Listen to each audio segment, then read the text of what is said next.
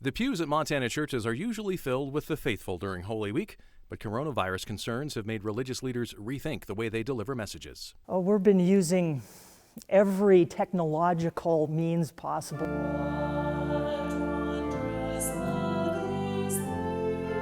They've taken to live streaming services, even meeting with other churches over the internet. But COVID-19 is not slowing religious leaders down. Strangely, it's in many ways, I've been as busy as I've ever been. Episcopal Bishop Marty Stebbins was preparing for high-tech worship before coronavirus came to Big Sky Country.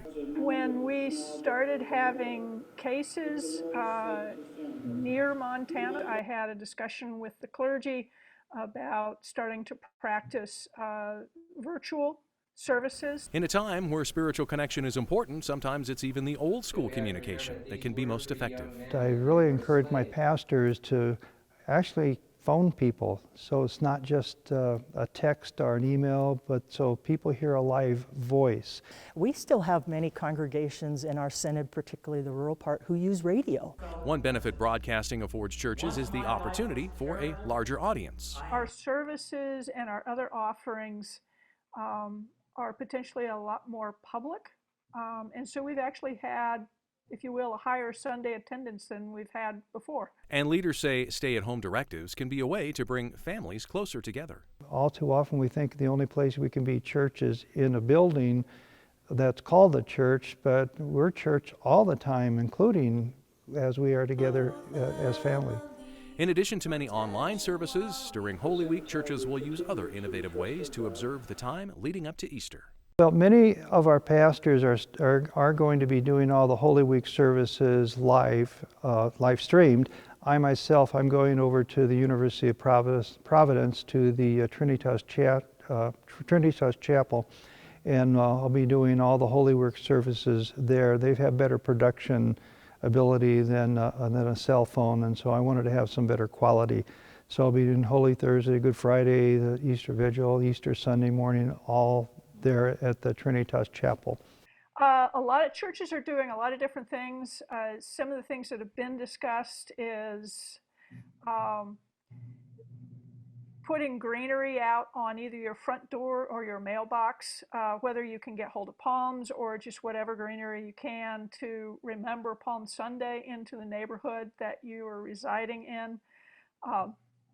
Most are doing what we call Liturgy of the Word or morning prayer on Sunday, and those will be posted up on social media, either live or pre-recorded. As far as the rest of Holy Week, Monday, Thursday, one of the things that I'll be doing is in our house, we'll be washing each other's feet. And on Good Friday, we will observe the Good Friday fast. Saturday night, I know a couple of churches are planning on doing what's called Easter Vigil, which we start with creating a new light, so fire from fresh materials, and there's a beautiful hymn that is traditionally sung. And so we'll start that first half of the service and then stop before we get to Eucharist. That will also be true on Easter Day. We will not celebrate Eucharist as an Episcopal church in Montana until we can come together in person when it is safe to do. We have many congregations that are offering live stream or recorded worship services. I know in Missoula even they put it on the public TV station the day after.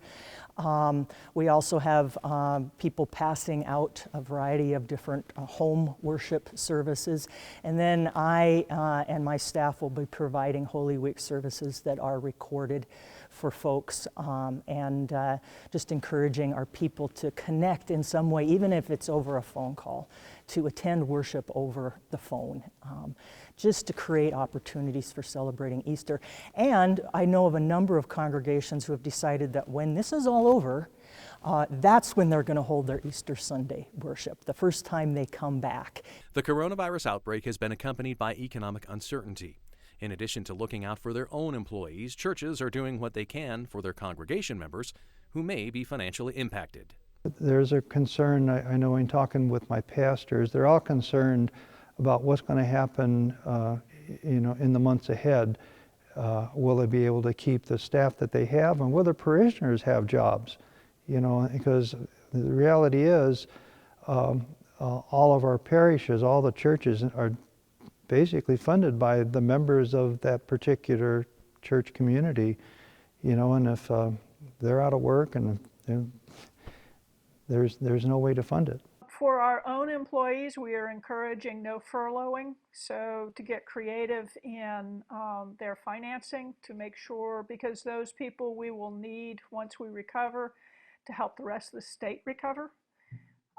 We have been asking people to increase their giving to the clergy's discretionary accounts, and those clergy actually already have connections within the community to make sure that financial resources flow to those who need it, whether it's helping underwrite food banks or helping pay rent or power bills or getting kids technical supplies so they can continue schooling.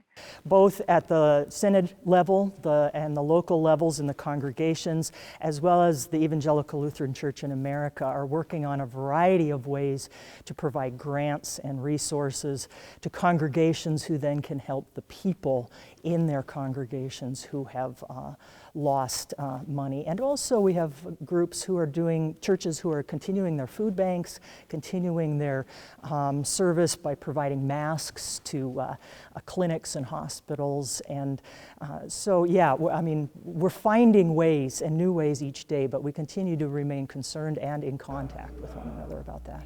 Who knew we would have our lives defined by a little virus that's not even alive? In all of that, we are still finding good news.